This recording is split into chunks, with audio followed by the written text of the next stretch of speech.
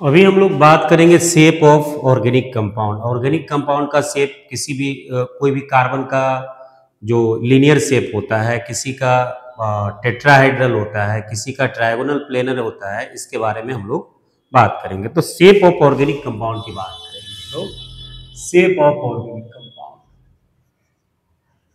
Shape of organic compound,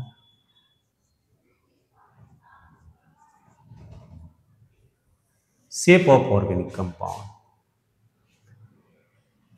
देखिए हमारा CH3 है, C है, अब CH है, C ट्रिपल बॉन्ड C है। अब इस कार्बन का हाइब्रिडाइजेशन sp3 होता है, इसका क्या होता है sp2 होता है, इसका भी हमारा sp2 होता है, इसका sp होता है और इसका sp होता है। ध्यान रखिएगा कि जब भी कोई कार्बन अगर 4 बॉन्ड से जुड़ा हो, 4 कोवलेंट बॉन्ड से हो, तो उसका हाइब्रिडाइजेशन क्या हो जाएगा sp3 हो जाएगा। जैसे देखिए मीथेन है, मीथेन हमारा 4 कोवलेंट बॉन्ड से जुड़ा हुआ है, तो इसका हाइब्रिडाइजेशन क्या हो गया sp3, क्योंकि 1s और 3p, sp3 हो गया। अब अगर कोई कार्बन डबल बॉन्ड से जुड़ा हुआ है तो इसका हाइब्रिडाइजेशन sp2 हो जाएगा। देखिए यहां डबल बॉन्ड से जुड़ा हुआ है, ये भी हमारा डबल बॉन्ड से, तो sp2 हो जाएगा। अगर हमारा कोई कार्बन ट्रिपल बॉन्ड से जुड़ा हुआ है तो इस कार्बन का हाइब्रिडाइजेशन sp हो जाएगा, sp। अब हम लोग जानेंगे s कैरेक्टर के बारे में। s कैरेक्टर,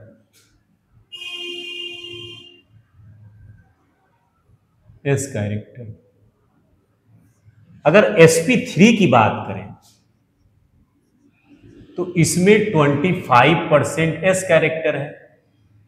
अगर हम लोग sp2 की बात करें तो इसमें 33.3% s कैरेक्टर है। अगर sp की बात करें तो 50% s कैरेक्टर है।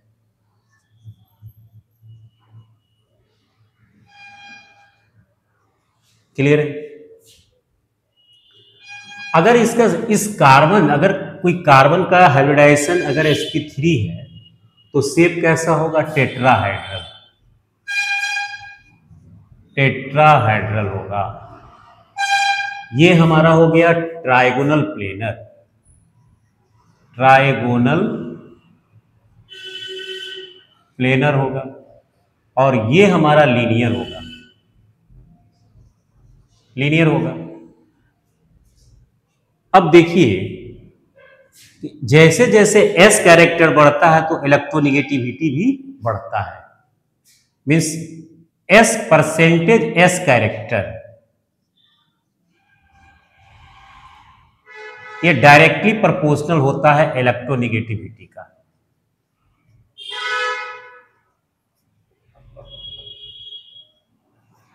परसेंटेज जो हमारा s कैरेक्टर, अगर s कैरेक्टर बढ़ेगा तो हमारा इलेक्ट्रोनिगेटिविटी भी बढ़ेगा। अगर s कैरेक्टर बढ़ेगा तो हमारा इलेक्ट्रोनिगेटिविटी भी बढ़ेगा। अगर ये तीनों में देखा जाए तो s कैरेक्टर किसका अधिक है, तो ऑर्डर ऑफ s कैरेक्टर हमारा इसका है। तो इलेक्ट्रोनिगेटिविटी अगर देखा जाए, इलेक्ट्रोनिगेटिविटी ऑर्डर, इलेक्ट्रोनिगेटिविटी ऑर्डर अगर देखा जाए तो सबसे ज्यादा किस में है, s में है, उसके बाद क्या है sp2 में है, उसके बाद हमारा sp3 में। इलेक्ट्रोनिगेटिविटी का ऑर्डर सबसे अधिक sp में है, उसके बाद sp2 में है। अब देखिए इस पे नीट में भी क्वेश्चन पूछा हुआ है, ठीक है, नीट में क्वेश्चन है order of electronegativity, order of electronegativity. अगर आप प्रीवियस ईयर का क्वेश्चन देखिएगा तो उसमें आपको मिल जाएगा ऑर्डर ऑफ इलेक्ट्रोनिगेटिविटी। चार ऑप्शन दिया हुआ है। पहला ऑप्शन है sp, sp2, sp3, तो यही हमारा सही होगा। अगर बी में दिया हुआ है sp3, sp2 और sp, तो ये क्या है? ये तो रॉन्ग है हमारा, ये तो गलत है। अगर सी में है हमारा sp है और फिर sp3 है और sp2 है, तो ये भी हमारा रॉन्ग है। और डी में हमारा दिया हुआ है आपका none of this, none of this. इस तरह का क्वेश्चन नीट में आया हुआ है हमारा, प्रीवियस ईयर क्वेश्चन में आप देख सकते हैं कि इलेक्ट्रोनेगेटिविटी से रिलेटेड क्वेश्चन। अब हम लोग बात करते हैं, इधर भी बात कर रहे थे तो इलेक्ट्रोनेगेटिविटी की बात हुआ कि अगर हमारा सिंगल बॉन्ड होगा कोवलेंट तो sp3 हाइब्रिडाइजेशन होगा, डबल बॉन्ड होगा तो sp2 हो जाएगा और ट्रिपल बॉन्ड हो जाएगा तो sp हो जाएगा। अब देखिए, अब इसी में इस कंपाउंड में अगर बात करें कि इलेक्ट्रॉन का मूवमेंट किधर से होता, तो इलेक्ट्रॉन का मूवमेंट का डायरेक्शन इधर होता, मोमेंट ऑफ इलेक्ट्रॉन किधर से होगा? इधर से इधर होगा। क्यों? क्योंकि एस कैरेक्टर क्या हो रहा है, इधर से इधर क्या हो रहा है, बढ़ रहा है। तो एस कैरेक्टर बढ़ेगा तो इलेक्ट्रोनेगेटिविटी बढ़ेगा, इलेक्ट्रोनेगेटिविटी बढ़ेगा तो इलेक्ट्रॉन क्या है, ये देखिए इसका डायरेक्शन इस तरह से होगा, इसका डायरेक्शन इस तरह से होगा और हमारा जो इलेक्ट्रोनेगेटिविटी कैरेक्टर है वो बढ़ता जाएगा, मोमेंट ऑफ इलेक्ट्रॉन, क्योंकि एस कैरेक्टर इधर क्या है, बढ़ते जा रहा है।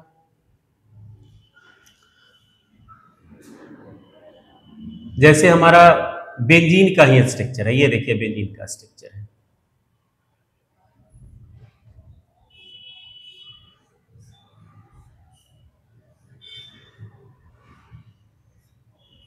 ये हमारा बेंजीन का स्ट्रक्चर है। अब यहां जो कार्बन एटम है, यहां जो कार्बन एटम है इसका हाइब्रिडाइजेशन क्या होगा, sp2, इसका भी होगा sp2, इसका भी होगा sp2 और इसका भी होगा sp2 और इसका भी होगा sp2, इसका भी होगा sp2, क्योंकि सभी जो कार्बन एटम है डबल बॉन्डेड से बॉन्डेड है। अब sp2 होगा तो क्या होगा, ट्राइगोनल प्लेनर होगा, सभी जो स्ट्रक्चर होगा ट्राइगोनल प्लेनर होगा। अब इसका ये क्या है, sp है, तो इसका शेप कैसा होगा, लीनियर होगा। ये इसका शेप कैसा होगा, ट्राइगोनल प्लेनर होगा। लीनियर अगर ऑर्बिटल मॉलिक्यूलर ऑर्बिटल स्ट्रक्चर बनावे तो इस तरह से बनेगा हमारा,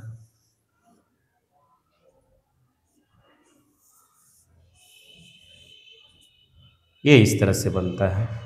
कार्बन हो गया,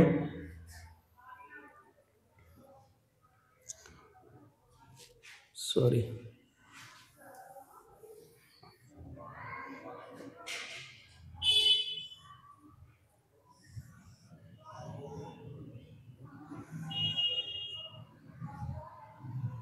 कार्बन है,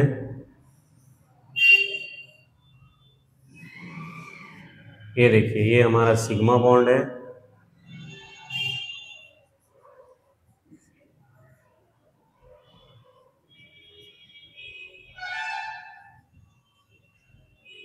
ये देखिए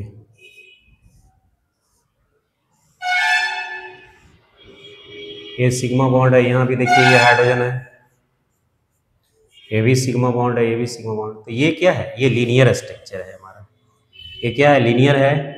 बॉन्ड एंगल कितना होगा, 180 डिग्री, बॉन्ड एंगल हमारा 180 डिग्री होगा। तो अगर आपका हाइब्रिडाइजेशन कैलकुलेट कर लेते हैं तो आप उसका शेप कैलकुलेट कर सकते हैं।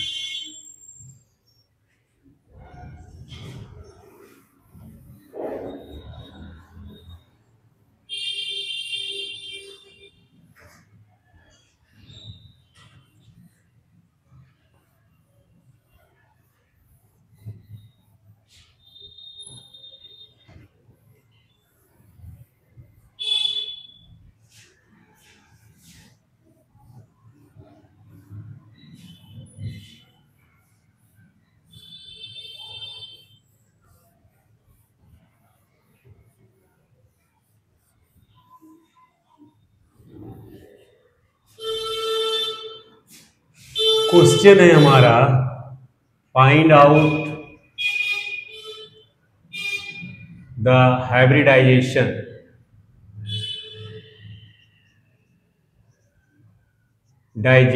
Of carbon atom.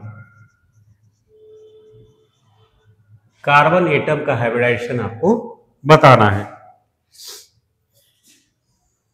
जैसे हमारा CH3 है, C है, CH2 है, C है, ट्रिपल बॉन्ड CH है, इस तरह का दिया हुआ है।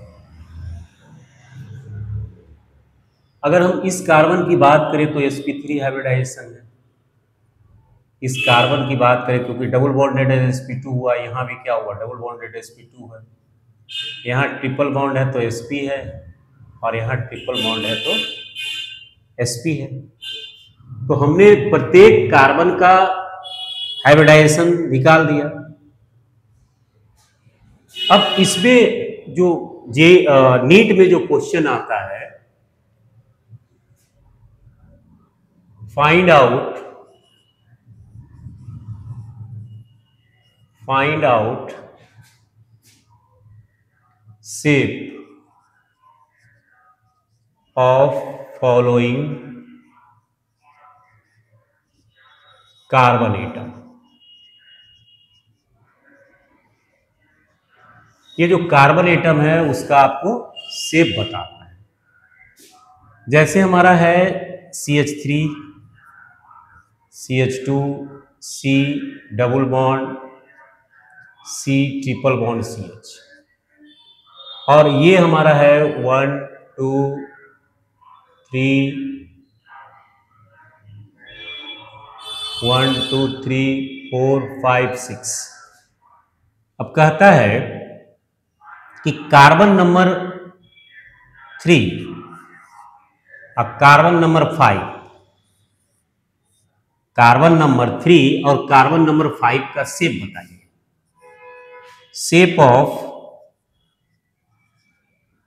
Shape of carbon number 3 and 5। आपका 4 ऑप्शन दिया हुआ है। ए ऑप्शन है sp2 sp, बी में दिया हुआ sp3 sp3, सी में दिया हुआ है sp2 sp2, और डी में दिया हुआ है sp और sp। तो हमारा सही ऑप्शन क्या होगा, sp2 एंड sp।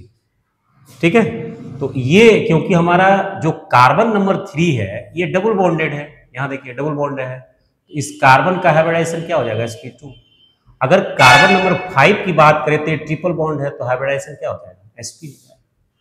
तो ये इसका आंसर हो जाएगा। और भी देखिए क्वेश्चन हमारा, find the shape of carbon number 5 and 6, shape बताना है।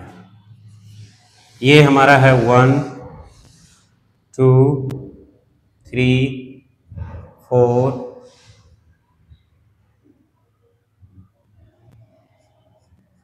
5 एंड 6।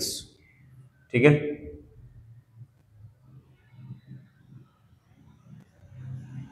तो ये है 1 2 3 4 5 6। तो अगर हमारा 4 और 6 का कह रहा है तो कार्बन नंबर 4 ये है और कार्बन नंबर 6 क्या है, ये है। तो दोनों का हाइब्रिडाइजेशन क्या है, sp3 है, sp3 है। क्या है हमारा, sp3 और sp3 है। इस तरह से हम लोग किसी भी कार्बन कंपाउंड का हाइब्रिडाइजेशन निकाल सकते हैं, और उसके जो इलेक्ट्रोनेगेटिविटी, जो कैरेक्टर है इलेक्ट्रोनेगेटिविटी के बारे में जान सकते हैं। डायरेक्शन का भी हम लोग कैलकुलेशन कर सकते हैं कि इलेक्ट्रॉन का मूवमेंट किधर से किधर होगा।